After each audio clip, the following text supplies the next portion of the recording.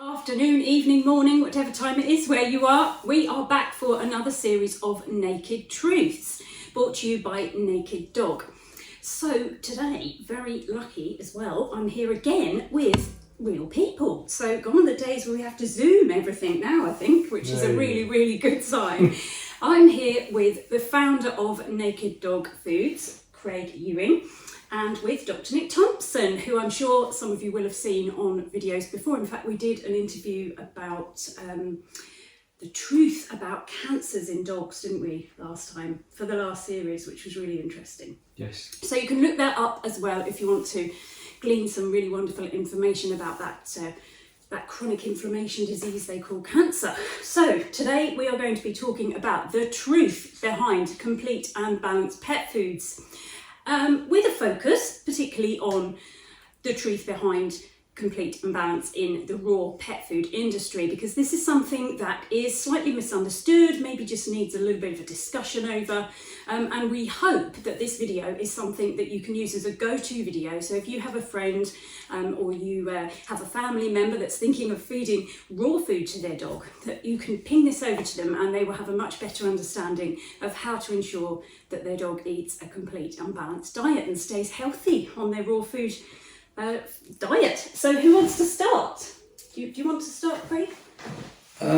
Yeah, I'll make a start, because obviously there's a bit of a disparity about the labelling of this dog food, especially 80-10-10 being labelled as complete by certain manufacturers.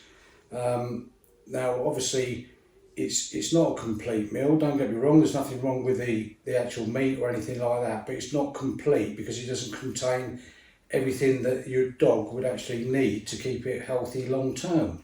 Would you agree with that, Nick? I would say I'm going to start with some definitions, Craig. Jump in if you want, if you've got anything to add, please. So the definition of complete is basically the opposite of a complementary food. So if you think about Win-A-Lot or some kind of flake that you put with food, or a little supplement that you put on top of food, that is called a complementary, because it doesn't give you everything that may allow you to live a long time on that single food. Okay, so it's called complementary because it needs other stuff to go with it. The opposite of complementary is complete, and there are certain interpretations of what complete of that at a higher level, but fundamentally complete means that the manufacturer is suggesting that if you ate that food and that food only for the rest of the dog's life, that they would get all the nutrients they require in order to be healthy. Now, whether that actually happens or not, with kibble, with tins, with raw or not, is a matter of some debate, depending on how deep we want to go into things today. But that's for me, that's where we'd start. Complementary and complete. Now they talk about complete and balanced. Balance just means that all the nutrients within that food are balanced relative to each other. Yeah, and also that they fit within the parameters of what they call the minimum and the maximum on the guidelines that create commercial food. These guidelines are put out in order to support manufacturers to create a food that is what they would then deem complete and balanced. So I think, it's a really good point to understand the difference in the commercial pet food industry between the words complete and complementary. You do have to put one of them, don't you? So you have to put complete, you have to put one, or you have to put complementary. So then comes the understanding within the raw pet food industry that within raw pet food itself, given that it is fresh food and every day we all eat different diets, that we have found over time work for us. So what I eat, I feel is a complete food for myself, or a complete diet. What you eat, Nick, is individual to you, and the same with yourself. Whereas what we're trying to do, obviously, in a commercial pet food is offer something to individuals, and you can never really quite tailor make it. So within raw pet food and within raw feeding, we've all got quite excited and said, we can really tailor make this diet to fit our dogs. And from doing that have come certain belief sets. And one belief set in raw feeding, which is, there's no right or wrong here, it's a belief set. And it's food I've fed to my dog as well, is the 80-10-10 belief set. And so because that's become quite known and quite used, it's also become common practice to call that a complete, because it has a certain bone content, a certain offal content, and a certain muscle meat content. And that is deemed in that belief set of raw feeding as to be everything a dog needs. So it got labelled complete. But that is a completely different and world away from the commercial way of labelling food, complementary or complete. Or even the legal. Or even the definition. legal trading way, yes. Yeah. I mean, you said earlier that you've either got to put complementary or complete on it, but you shouldn't just be taking a stab at it. Do you know what, I'll call this complete, this complementary. It has to be backed up by science and evidence as well. Absolutely. And realistically, what worries me is if people are calling a food complete because they don't know what to put on it, what else don't they know? That is the that is the bit that concerns me. Like I said, there's probably nothing wrong with the product, but it's not complete. And some people will be feeding their dogs on it with the belief that that is all their dog is ever going to need. Exactly, and I find this a lot because I work a lot with itchy and allergy dogs, and some of the pivotal nutrients that are involved in supporting those dogs are the ones that aren't in 80-10-10, ironically. So your zincs and your vitamin E's, these are skin related nutrients that are then not in the diet, that is almost become like the go-to diet if your dog has any kind of itchy skin. So for me, the question is, how would a manufacturer know that the diet that they are saying is complete is actually complete? And the answer is they will send it off to a lab and get it analysed in order to say what is the copper content, what is the zinc content, what is the protein, what is the fat content, and what have you. And for me, really, only after you've done some degree of analysis can you say, and my experience is that if you've got an 80-10-10, no way is that going to come anywhere close to the FEDIAF, which is the European body for pet food manufacture. No way is it going to come anywhere near those kind of those limits, because in order to get to those limits, as Caroline said, the zinc, it's quite difficult to get the zinc up, and the vitamin E was the other example she used.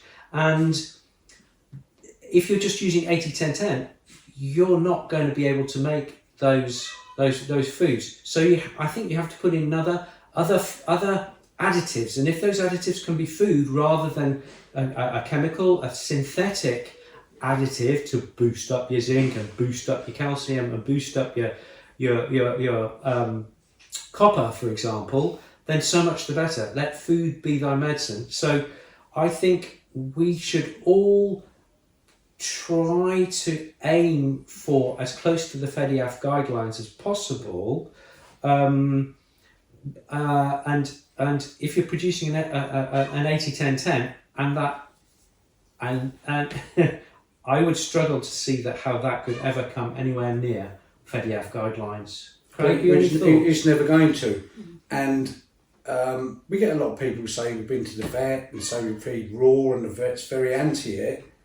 And I can understand that, because when you got stuff labelled as complete that is nowhere near complete, vets are going to be dubious, aren't they? Now, what we need to do within the industry is get some credibility with these people for them to condone what we're trying to achieve. And you never will by either lying or misleading people. Because it goes totally against everything that vets purport to. Yeah, very much so. Another thing I would say is that how come there are so many dogs out there who may not be eating complete meals? The way that I think that they are surviving is because they are eating a diet where excesses in one meal are compensated by deficiencies in another meal, so that it kind of balances out over time. And that for me is where the by feeding variety, you're defending against too much of magnesium, not enough copper, and what have you. And I really think we need to always emphasize the concept of variety. If you feed variety, then you are much better protected from excess and deficiency disease. However, if each meal is a little bit closer to some kind of standard, I think that's a great idea as well. I mean, there is ways to create a food that is complete and balanced using really good whole foods. That's what we've done at Naked Dog. We haven't. That's why it's called Naked Dog, because we don't put any additives in it or anything like that. So when we were looking at how we could ensure that our foods were fully complete in the commercial way, and to these guidelines as well, we looked at superfoods, didn't we? We kept superfoods in them, and green superfoods in particular are very good for some of the vitamin E that I mentioned and some of the other nutrients that might be missing in an 80-10-10. So I mean, it is achievable to do that. And I also think it's interesting what you're saying, Nick, about the adaptation of the dog's body. I mean, their bodies are phenomenally good at rebalancing, and you know that we've had discussions before about what on earth is going on with calcium, because calcium in processed pet food is pretty much unbioavailable. So I've said to you, how are these dogs coping? But you quite rightly said, well, they will take calcium from other parts of their body. A lot of these nutrients are fat soluble as well, so they will stay in the body in reserve. So initially you might not actually see anything symptomatically happening with a dog on an unbalanced diet. However, over time we will. And symptoms are funny because they can be going on in the body for so long, and then until you see something on the outside, or a stool change maybe, because we're all looking at our dogs' stools continuously as raw feeders, until you see something actually on the outside, we don't think about it. But actually that could be resulting from a change in the diet that happened quite a while ago and has never really been fixed, if you want, for a better term. I think let's define the difference between a complete meal and a complete diet. A complete meal is a meal where all the elements, the fat, the protein, some non-grain vegetable carbohydrate, the calcium, phosphorus, the vitamin E, all those things are in appropriate proportions, and that is called a balanced meal. And the opposite of that is a balanced diet, which means that you are more approximate about those elements within each meal. But because you're giving a variety over time, it means the final result over a number of weeks, couple of weeks say, is a balanced diet. And I think that is like I say, it defends many dogs from excess and deficiency, and it's much more easily achievable without using what they use in the kibble side, which is scientifically formulated so that every meal is balanced, which I think is overly unnatural and artificial. In fact, there was an argument made to me by another lovely canine nutritionist who said that, to be honest with you, if you ate everything you needed every day, if that was at all possible, would that almost stop your body kind of those systems of balance? Would it? I mean, is that something to discuss? I think throughout history we have had times of feast and famine, and I think that our dogs' bodies are very good at stocking up appropriately during feast to get you through famine. Look at fat, for example.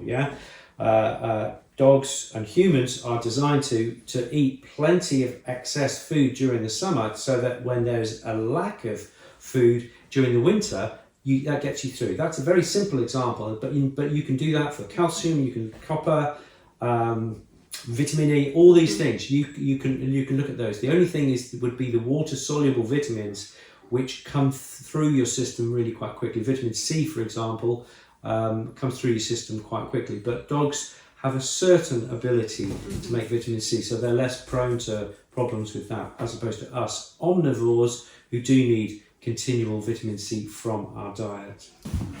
I love the vitamin C discussion because I have an idea really, and I really feel quite strongly that they evolved in a different world to the one we've got now. There's more pollution now, and there's more chemicals for them to deal with. There's more for them to detox. There's a greater amount of stress, which the B vitamins will use vitamin C for to stabilise. And, you know, that I think they need more vitamin C in today's world than they've evolved.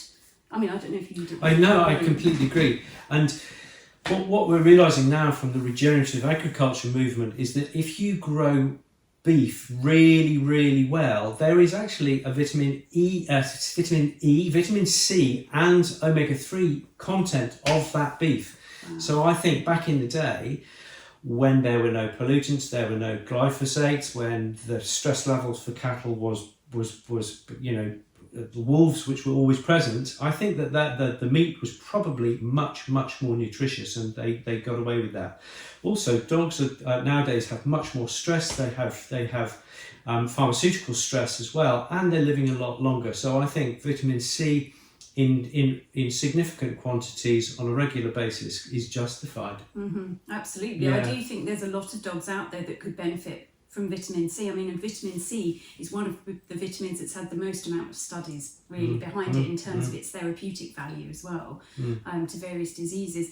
I mean, this also sort of leads us into talking about the different parts of the animal's body that the dog's going to eat. Because, for instance, when you think quite logically, that there is going to be more of certain nutrients in different body parts depending on where they're using it. So, for instance, I always find it quite fascinating that beef lung has the highest amount of vitamin C of a cow. But of course it would do, because that's where they need it. That's where they're using it.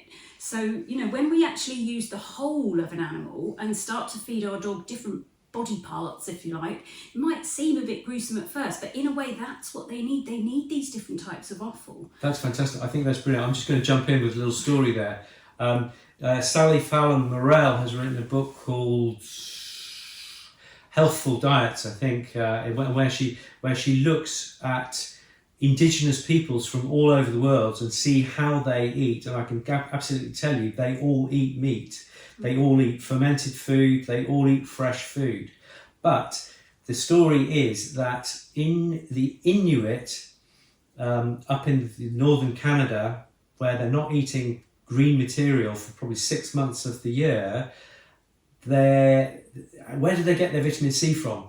And the answer is that when they kill an elk, the first thing that they'll do is they will open that elk, or a seal, come to that, behind the last rib, and they'll go in and find the adrenal glands, and that is where they'll get their vitamin C. And that will be the hunters will get that immediately, and they'll probably take some home for the wife and kids as well. But that's why the Inuit could survive through these long winters, whereas the early explorers were all dying of scurvy by the time they got to Christmas, which is fascinating. It's an amazing story, and it just shows eating nose to tail is where we need to be. I really think that's important. We were having a discussion earlier, and Craig and I were looking at cookbooks involving cod tongue and duck's hearts and all sorts of things. And I really think that that's where we need to get to. And you know what? Our dogs are not squeamish about this stuff. If I gave you a plate of spleen, you'd probably have something to say. But if we use some spleen within our dog's diet, I think that's a really fantastic and future-proofing raw food for our dogs. I think it's a really exciting adventure to educate people that we're going to put more of these diverse organs in the food to make them much more natural, much more healthful. I think that's the future. It is, and the future proofing is vital at the moment with the food, you know, potentially going the way food is in the current climate of things. It's worth thinking about, and it takes someone who's worked in the meat industry for a very long time to understand these different cuts of meat, where to best source them, of course, which Craig has, because you've been in the butcher trade how long? 40 Too long. Easy, Tiger. More than 40 years. Yeah. Since he was 21, that's about 5 years ago. That's right, yeah. But yeah, you say about spleen, that is a good source of selenium, but not too much. Yeah. You mustn't have too much. Yeah. But a little bit here and a little bit. Absolutely. Well, it's a little like vitamin D. You have too much of that, and you're going to get hypervitaminosis D. You know, so I think everything in moderation is what the ancients would teach us. Yeah. So I mean, unless your dog is on the elimination, in which case variety isn't an option for a medical reason. So please don't panic if your dog has to be on an elimination with one protein or say 2 proteins for a period of time. Hopefully at that point you'll be working with someone like Nick and I, and you know, honestly, you don't need to worry because we can support you through that. But other than that reason, variety is going to be key. So, you know, you might one day go out and purchase yourself some of the naked dog chicken. Now, what you don't want is your dog to then eat naked dog chicken for the rest of its life. Any chicken comes to that. You want them to be having different meats and different varieties. So this is what we mean when we talk about variety as well. So you can choose different meats within the ranges, to, you know, and try things out with your dog, and it can be fun as well. I mean, people come into the centre and, you know, they really actually find it quite fun to buy venison that time or buy goose. You know, goose is a sort of a different meat for them. So definitely I would encourage you to look at different meats to include variety, but also to be rest assured that in terms of naked dog, what we're doing is we're creating a food that is not only compliant to the FEDIAF guidelines, but because it's fresh, it has that vitality to it. It will have those enzymes, it'll have probiotics, it'll have the glucosamine, the chondroitin, the antioxidants. Think of Nick. It's, you know, fresh food is packed with nutrition that aren't even on those guidelines. Yeah, that's absolutely true. The thing is, what you've got to think is, what have dogs been eating for 45 million years? What have they been evolving through for 45 million years? If fresh food was not sufficient to feed generations, thousands and thousands of generations of dogs, then dogs would have died out with the dinosaurs. They didn't, let's not get hung up on that, but they would have died out millions of years ago. Let's put it that way. Something would have happened. Yeah. A fresh food diet, as any good nutritionist, as any good GP would tell you, a human GP would tell you, a fresh food diet is the centre of health, of longevity, and of disease prevention. And I think it's really, really important that we question the idea that feeding ultra-processed food for life is a healthy option. Yeah, absolutely. Just want to highlight cats while we're here. You've got a lovely cat. We have. Haven't seen it today yet. No, actually. He's pretty shy, actually. You did hear the peacocks earlier, actually, so sorry about that. If you were wondering what that honking noise was, that is a peacock who's saying that somebody's passed the house and they didn't like the look of them. Oh, well, there we are. Kid you not. So cats. Just quick highlight cats, because not only just because we have naked cats on the way, do we not? But cats also need to be considered. They are obligate carnivores. You know, even less able to cope with processed food in the way that some dogs appear to. You know, this all that we're saying is very similar. There's a slightly different set of guidelines, of course, in the commercial pet food industry for creating a cat food and a cat meal. Or a cat diet, but they need consideration as well, definitely. Cats are very similar to dogs, believe it or not. They're not the same, but they are very similar. But the principles, not the proportions, but the principles that we apply to dogs are completely applicable to dogs. They've evolved over a shorter time, but they have evolved to eat fresh food. They've evolved to eat mice and rabbits and whatever they can catch on a regular basis during the day, whereas dogs, they are hunter-gatherers, scavengers, okay? So they've got a slightly different twist, but I can absolutely guarantee both species, as well as human beings, do best on fresh food. That's absolutely certain. Another little, I'll just add this little tidbit in also, that I think also we don't always realise just how many vitamins are in meat. You know, we tend to see meat as just the macroprotein bit. We don't tend to see meat as being packed with vitamins, but it actually can be. So that's worth remembering as well. If you're just feeding your dog predominantly meat, and then there's a bit of phytonutrition in that is likely to be still very high in their vitamins, in their minerals, in their micronutrients. Yeah, if you're feeding bone and you're feeding organ and you're feeding meats and meats of different food animal species, then you're going to be ticking a lot of boxes. For me, I don't think you're going to be anywhere near complete until you've got some greens going in there, you've got some omega-3s going in there, and I personally like nuts, herbs and seeds, NHS, nuts, herbs and seeds. But however you make up that non-meat fraction, that's just for me, that's the icing on the cake, because I think every herbivore has got this green, rich material within it. And carnivores eat herbivores and herbivores eat green material. So I think it's very, very justified in thinking about having some kind of plant material in a complete. Mm-hmm. Any other thoughts? No, I think we're virtually there now. And this is Mouse. Can you see her? Yes, you can. Yeah, This is Mouse. so- She's come to see us. Yeah, basically, feed a good balanced diet and fresh material. Obviously, don't believe what it says on a lot of these manufacturers thing that 80-10-10 is a complete meal. Because if you used to feed that for the whole of the dog's life, yes, it'd be okay short term, but later on in life it could develop problems because of that, couldn't it? Because it's not getting the correct nutrients. So It's nowhere near FEDIAF guidelines, that's No. for sure. I mean, there's many good manufacturers out there that are labelling the stuff properly. You know, there's many of them out there, and I applaud them. But there are some of them out there that are either they don't know or they're misleading people. I one think or it's the other. confusing. It can be confusing, can't it, for the pet guardian to know Well, what it to can be choose. because you would imagine if something says it's complete, it is complete, and legally that's what it should. Yeah, legal trading. Legal trade with it. If you tell somebody it's a complete meal or complete food, it should be complete, which it isn't. Which, it should comply with FEDIAF At least guidelines. comply. Yeah. Yeah.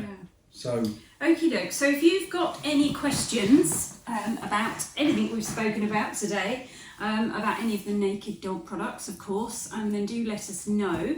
And any other topics also that you'd be keen for us to delve into the truth behind, because don't forget that's what we like to do here in the Naked Truth show, then do let us know. And I'm just going to take this opportunity to say thank you to Dr Nick Thompson for being here today, or for inviting us, No, really, it's absolutely great to see more you. along the lines. And obviously Craig has travelled a long way to Thank you, Craig. as It's well. nice to meet you. Yeah, and it is actually It's really nice, really really nice nice. to introduce you to everybody Yeah. and part of the Naked Truth show. Thanks so much for watching, and we shall see you in the next episode. Thank you. thank you.